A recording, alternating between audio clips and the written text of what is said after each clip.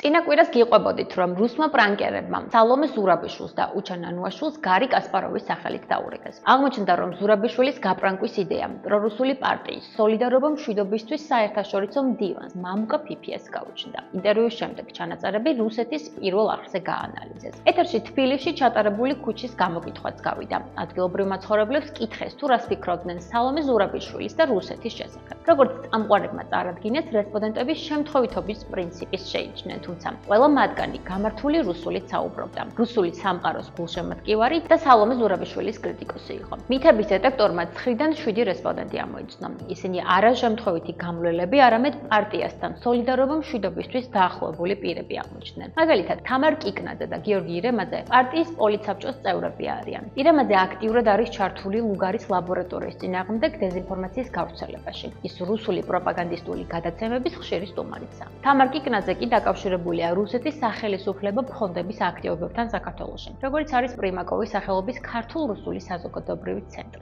რაც შეეხება დანარჩენ შემთხვევით გამლელებს, მაგალითად, ილია ლობჟანიძე პლატფორმას სოლიდარობა მშვიდობისთვის გადაცემის წამყვანია. ვასილ კაპანაძე, გიორგი გვასალია, დავით ოსეფაშვილი და ნუკა არველაძე კი ამავე პლატფორმის გადაცემის ხშირი სტუმრები არიან. ზურაბიშვილთან მოტყუებით დარეკვის იდეის ავტორი, რუსეთში მცხოვრები ბიზნესმენი მამუკა ფიფია. ის ხშირად მონაწილეობს რუსეთის პოლიტიკური ელიტის მიერ ორგანიზებულ ღონისძიებებში. რუსეთთან პირდაპირ ფრენების აღდგენის შემდეგ ის ერთ-ერთი პირველი მგზავრი იყო მოსკოვი-თბილისის რეისზე.